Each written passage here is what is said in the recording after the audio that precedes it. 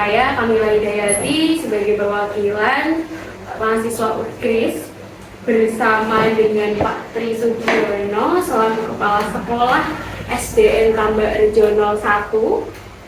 Di sini saya akan menggali bersama Pak Tri mengenai kurikulum yang ada di SDN Tambak Rejo 01. Bagaimana Pak kabarnya? Alhamdulillah kabarnya baik dari kami. Sudah siap ya untuk digali tentang kurikulum yang ada di SDN Tambak Rejo 01. Iya. Jadi yang pertama ketika kita membuat modul ajar persiapan tentunya adanya tujuan pembelajarannya. Apa pentingnya tujuan pembelajaran tersebut? Ya. Terima kasih Mbak Kamila, saya Tri Sugiono, saya Kepala Sekolah SD Tambak Rejo 01. Untuk pentingnya tujuan pembelajarannya, untuk ini kita akan membuat perangkat pembelajaran atau modul pembelajaran yang bermuara awal itu dari capaian pembelajaran. Capaian pembelajaran diturunkan menjadi tujuan pembelajaran. Tujuan pembelajaran di sini adalah dari perangkat pembelajaran atau pembelajaran tersebut. Jadi tujuan yang akan dicapai dalam pembelajaran itu apa? Di sistematika dituliskan lebih dahulu. Jadi di tujuan pembelajaran itu harus menyangkut aspek, kalau bisa di afektif atau sikap, terus kognitif di pengetahuan, dan juga psikomotor di keterampilan. Sehingga tujuan pembelajaran tersebut nantinya melandasi untuk pelaksanaan pembelajaran atau kita memilih model pembelajaran yang sesuai dengan tujuan yang akan dicapai, dan juga bisa diturunkan kembali di instrumen penilaian, sehingga dari tujuan pembelajaran itu nanti diturunkan ke model pembelajaran atau pelaksanaan pembelajaran dan di instrumen penilaian, sehingga nanti di akhir apakah itu tercapai atau tidak itu tergantung di nanti di tujuan pembelajaran di asesmen akhirnya. Jadi pentingnya tujuan pembelajaran itu dia sebagai utamanya. Jadi asesmennya harus berdasarkan atau berlandaskan tujuan pembelajaran, kegiatan pembelajaran yang berkaitan dengan model, pendekatan juga harus berdasarkan dengan tujuan pembelajaran. Kemudian tujuan pembelajaran ini kan tadi Bapak Tri Sugiono mengatakan bahwa tujuan pembelajaran itu bukan hanya tentang kognitif, tapi juga afektif dan juga keterampilan. Afektif dan keterampilan ini dapat dilakukan dengan menggunakan apa? Ya, di tujuan pembelajaran kalau bisa itu mencakup 3 ranah, yaitu afektif, kognitif, psikomotor, sehingga ketiga-tiganya itu bisa berjalan dengan bersamaan. Misalkan dalam pembelajaran itu sikap peserta didik bisa baik. Sikap, kalau di sikap di sini itu dari profil pelajar Pancasila ada 6 elemen yang harus dikembangkan, yaitu beriman, bertakwa pada Tuhan Yang Maha Esa dan berakhlak mulia, bernalar kritis, gotong royong, berkebinekaan global, mandiri, dan juga kreatif. Ya, itu dipilih 2 atau 3 setiap pembelajaran sehingga fokus nanti dalam pelaksanaan pembelajaran. Misalkan gotong royong, bagaimana menciptakan gotong royong saat diskusi kelompok. Terus juga bernalar kritis. Ini saat misalkan problem based learning, kita beri pertanyaan atau permasalahan itu yang bisa meningkatkan atau menggali daya nalar peserta didik sehingga bisa berpikir kritis. Terus kalau di kognitif itu untuk pengetahuan dari konten materi yang ada di tujuan pembelajaran itu bisa tercapai atau tidak, itu harus dilakukan di kegiatan pembelajaran, terus nanti di asesmennya. Begitu juga dengan keterampilan. Misalkan kita menggunakan project based learning, itu dituntut untuk peserta didik untuk meningkatkan keterampilan. Secara sederhana, mereka bisa berkomunikasi, mereka bisa berkolaborasi dengan peserta didik yang lain, sehingga pembelajaran tidak monoton ke kognitif saja, tetapi ke 3 ranah, yaitu sikap, pengetahuan, dan keterampilan, sehingga semua seimbang. Tetapi juga dalam pembelajaran kita juga harus menyesuaikan tujuan pembelajaran disesuaikan dengan karakteristik peserta didik yang nantinya menjadi pembelajaran berdiferensiasi, sehingga kebutuhan semua peserta didik semua karakter peserta didik, semua gaya belajar peserta didik bisa terakomodir sehingga pembelajaran bisa menyenangkan sesuai dengan kebutuhan peserta didik tersebut. Oke, jadi tujuan pembelajaran juga sudah memfasilitasi untuk semua karakteristik peserta didik yang ada di kelas, gitu ya. Nah, kemudian apa yang menjadi fokus dalam penyusunan tujuan pembelajaran? Fokus di tujuan pembelajaran dalam CP itu ada konten dan juga ada untuk di ketercapaian atau KKO, kata kerja operasional, sehingga apa yang ada di CP itu harus diturunkan menjadi tujuan pembelajaran. Di mana tujuan pembelajaran ini penting sehingga ketercapaian tujuan pembelajaran nanti juga di dalam modul, di dalam pembelajaran itu ada kriteria ketercapaian tujuan pembelajaran sehingga peserta didik bisa mencapai tersebut. Dia bisa diukur. Apabila belum tercapai, maka nanti akan diadakan remedi. Apabila tidak tercapai, bisa diadakan pengalihan. Kalau di SDN Tambahan Jurnal 1 sendiri Pak, tujuan pembelajaran tadi kan tujuan pembelajaran itu kan juga berisi ada KKO dan kontennya. Nah, fokus dari di SDN Tambahan Jurnal sendiri penggunaan KKO apakah masih boleh menggunakan di tujuan pembelajaran itu C1, C2, C3 atau berkisar C4 sampai C6? Ya, itu berdasarkan dengan karakteristik konten materinya. Apabila itu memang diperlukan, itu untuk pemahaman atau mengidentifikasi terlebih dahulu. Jadi dimulai dari C1, C2, C3. Tetapi apabila itu sudah dilalui, alangkah baiknya itu mulai dari yang C4 sampai C6, menganalisis sampai creativity, sehingga apabila tujuannya hot, jadi nanti diinginkan pembelajaran juga hot dan juga di instrumen asesmennya juga hot. Jadi untuk yang ditampilkan dan juga penalaran strategi, soal yang diberikan, gambar diskusi itu juga meningkatkan daya nalar dan kritis peserta didik sehingga untuk keterampilan abad 21 peserta didik itu bisa tercapai. Jadi kalau misalnya ketika awal semester guru kelas belum pertama kali masuk, tadi kan dalam penerapan tujuan pembelajaran harus berdasarkan karakteristik peserta didik. Kemudian apa yang harus dilakukan oleh seorang guru agar tujuan pembelajaran tersebut sesuai dengan karakteristik peserta didik, namun kita kan belum terlalu kenal ketika awal masuk itu apa yang seharusnya gitu. Ya, misalnya kelas 1 itu dari TK, bidang TK, sama anak-anak menjadi ke sekolah dasar. Ini adalah transisi PAUD dari TK menjadi ke kelas 1 dan juga dari kelas 1 itu dari berbagai TK yang masuk ke SD. Jadi untuk guru juga belum mengetahui karakteristiknya.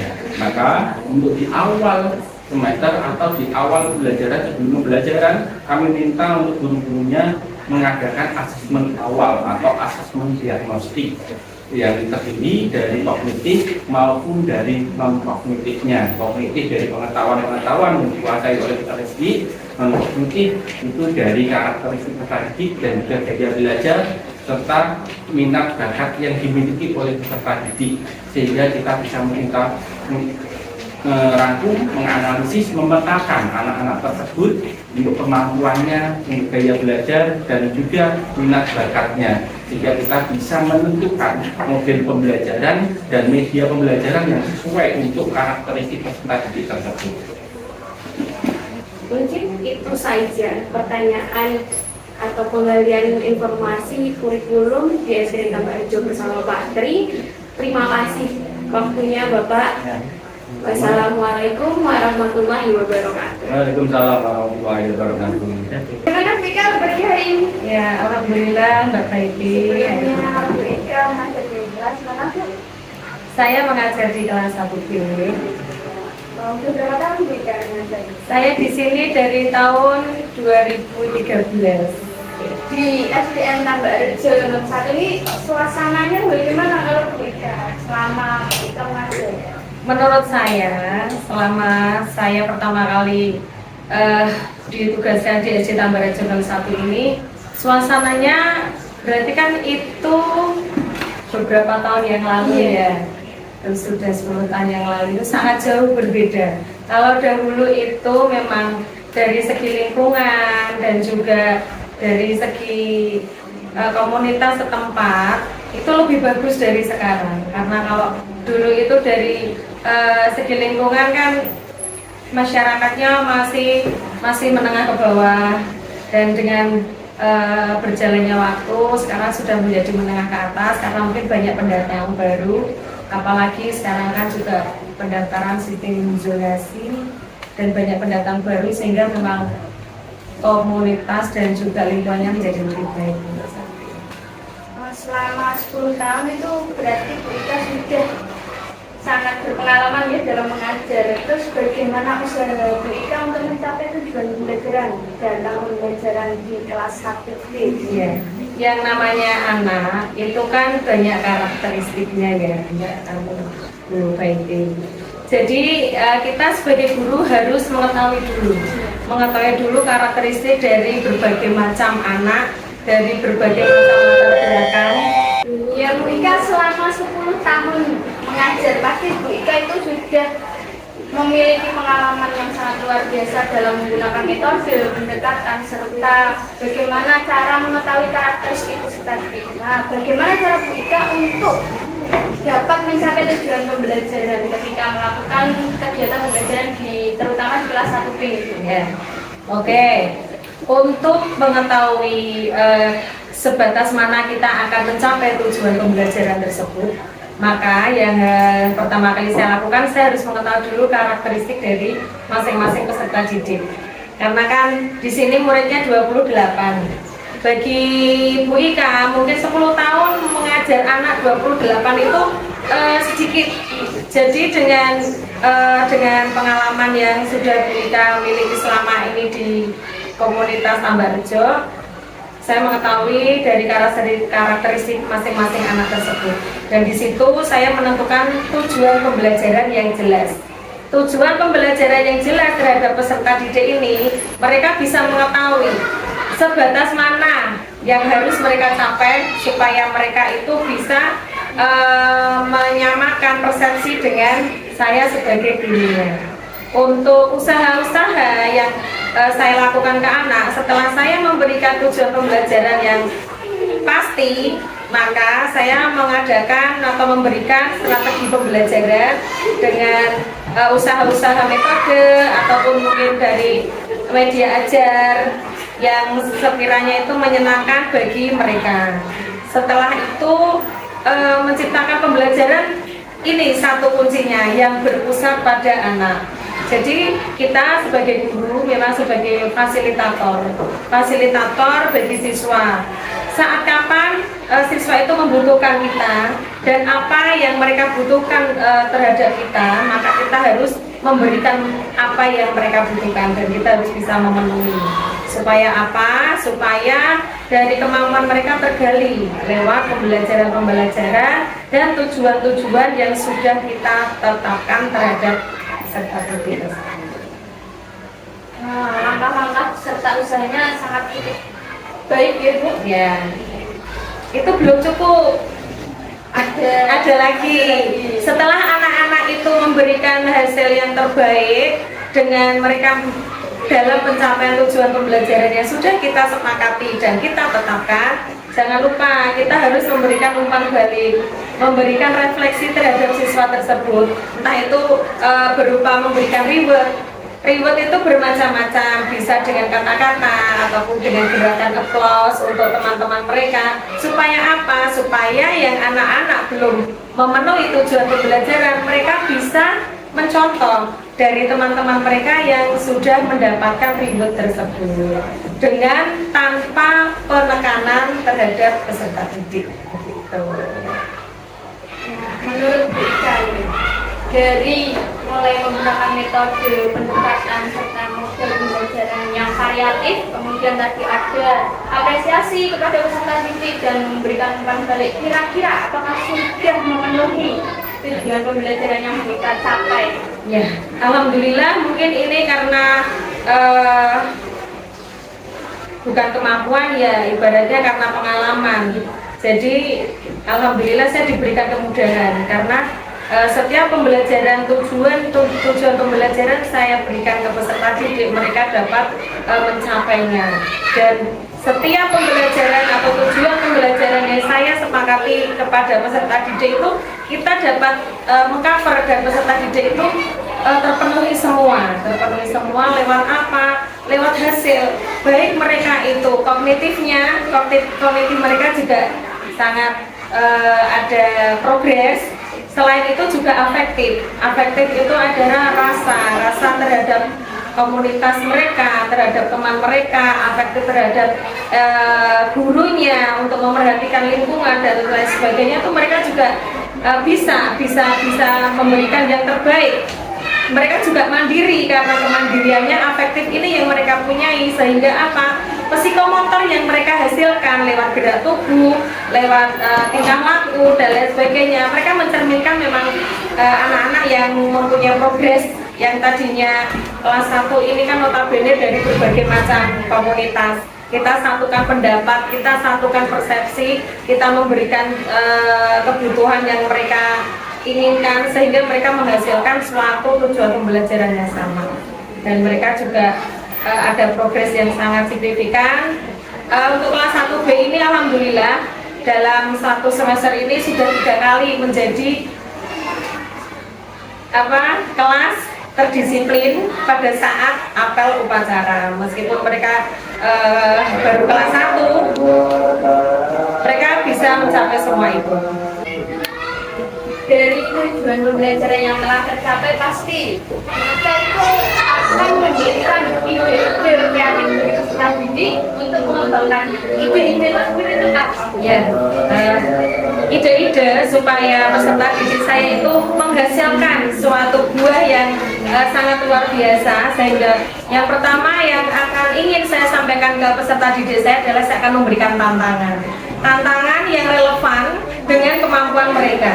Dengan tantangan ini saya berharap motivasi atau adrenalin mereka dalam mengasah kognitif, afektif, dan psikomotor mereka akan menjadi lebih meningkat. Dan saya berharap dengan tantangan-tantangan yang relevan sesuai dengan usia mereka, saya berharap peserta didik saya menjadi siswa-siswa yang luar biasa, yang berkualitas dan berprestasi tentunya. Dari tantangan-tantangan tersebut itu contohnya di kehidupan nyatanya peserta didik itu. Oke. Untuk anak kelas 1, tantangan yang sangat saya tekankan adalah kemandirian. Kemandirian di mana mereka harus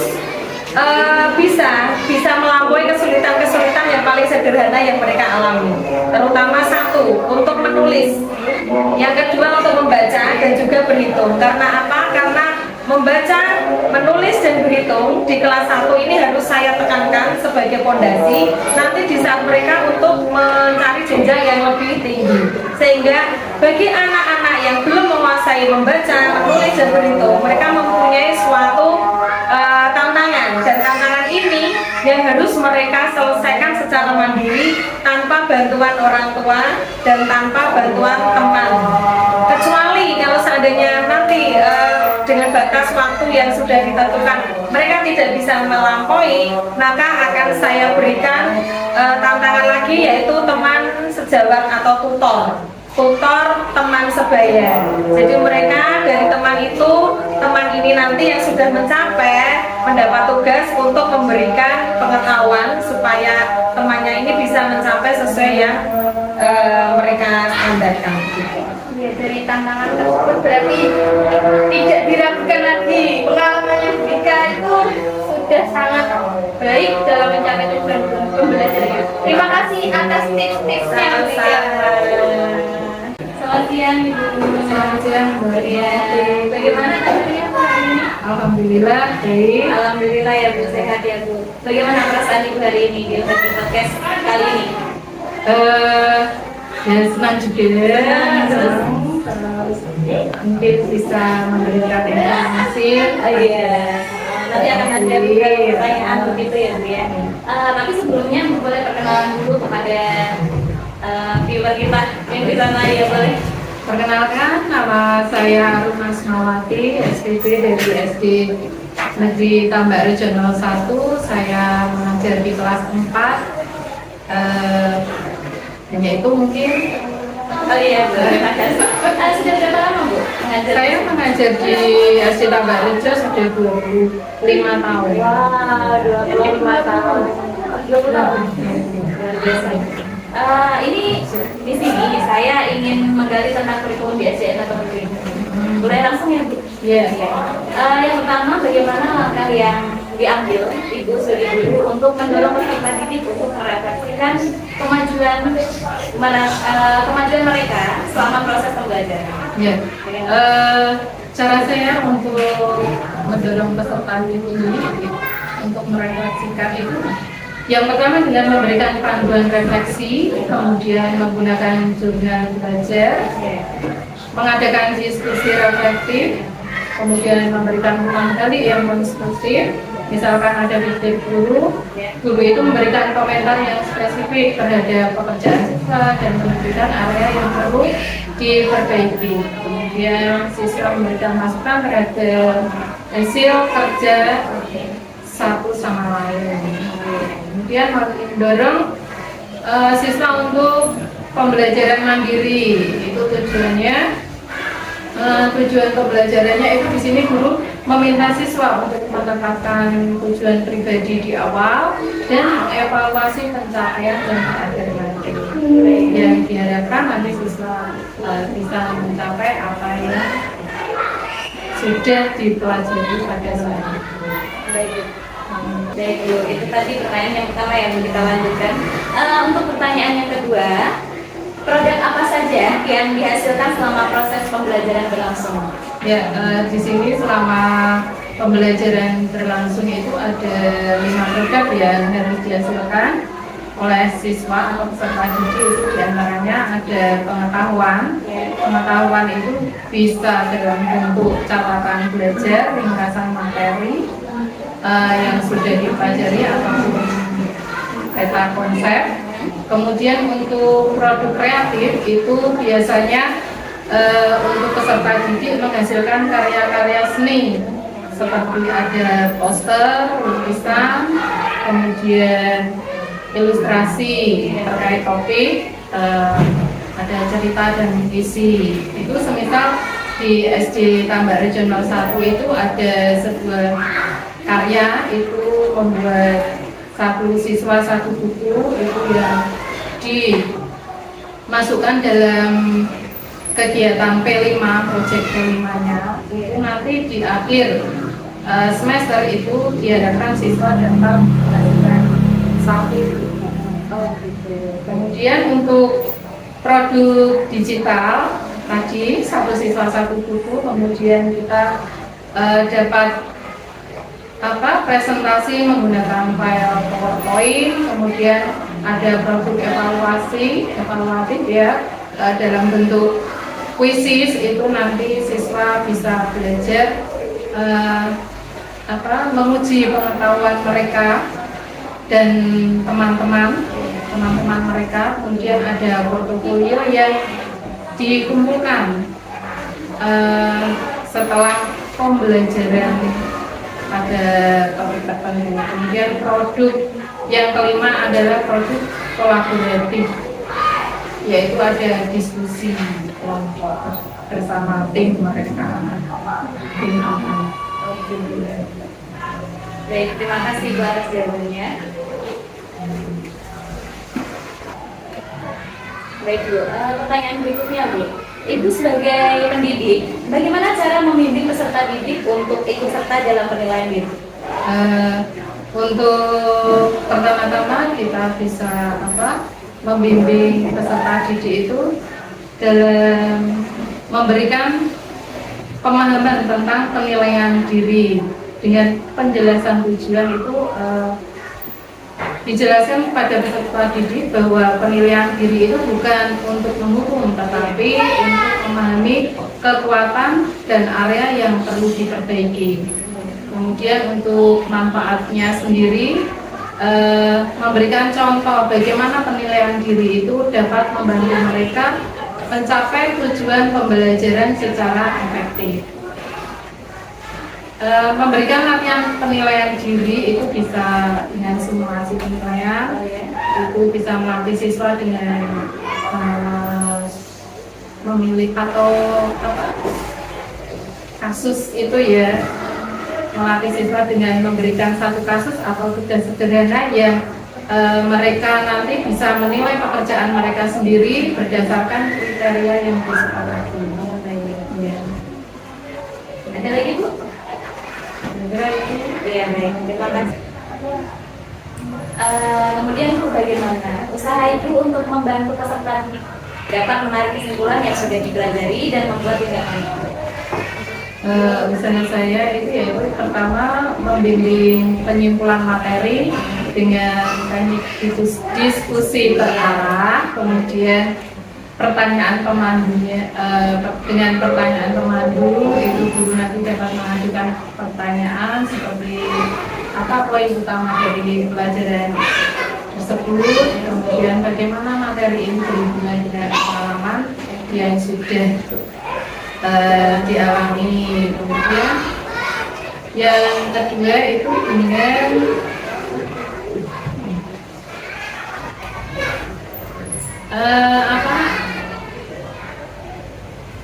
diskusi kelompok, yaitu mengajak siswa itu bekerja dalam kelompok kecil untuk mendiskusikan dan menyusun poin-poin penting. Kemudian untuk penggunaan media visual juga bisa dengan cara membuat peta konsep, membuat diagram atau peta konsep tersebut sesuai dengan topik. Kemudian melakukan kegiatan refleksi bersama. Siswa diajak untuk bergantian menyampaikan apa yang sudah mereka pelajari. Terima kasih Bu. Baik Bu, tadi sudah 4 pertanyaan ya Bu. Ini pertanyaan yang terakhir yang 5 ya Bu. Bagaimana tindak lanjut yang dilakukan Ibu sebagai pendidik untuk bersama peserta didik dalam menarik kesimpulan?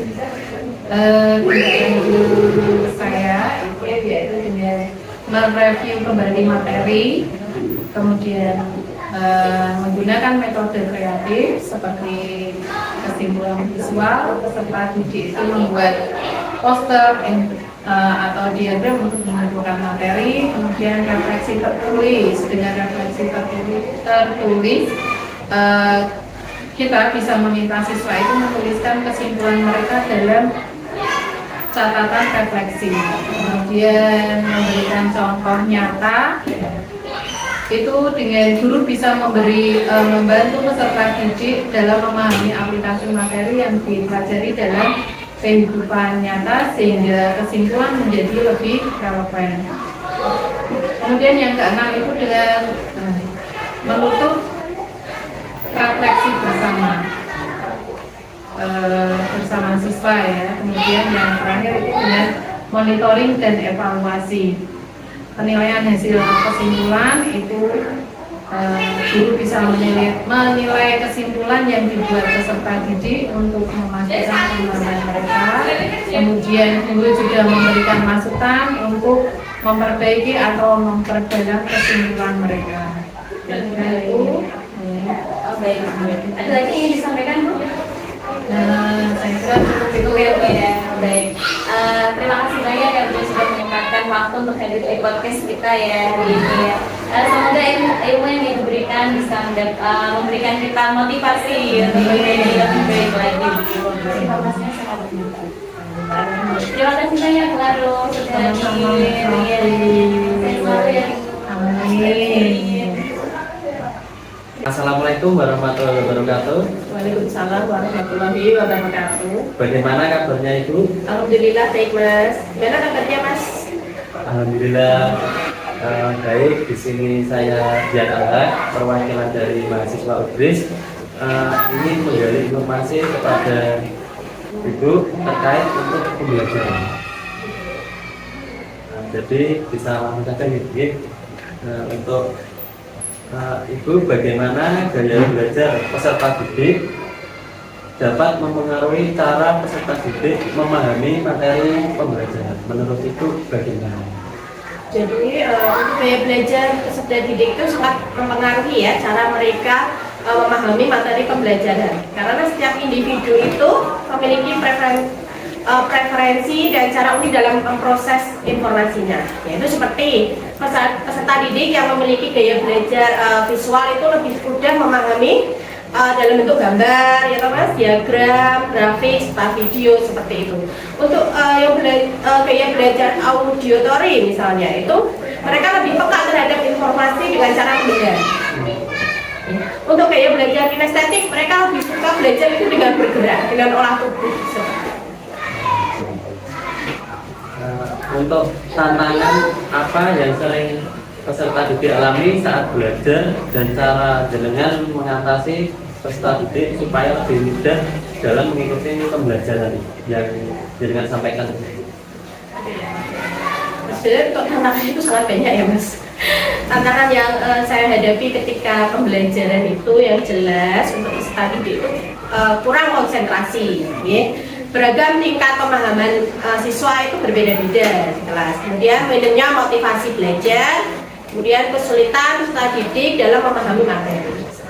Nah, untuk cara mengatasinya agar peserta didik itu lebih mudah untuk mengikuti pembelajaran, biasanya saya memvariasikan metode pembelajaran, kemudian menciptakan lingkungan yang kondusif seperti itu biar anak-anak senang ya.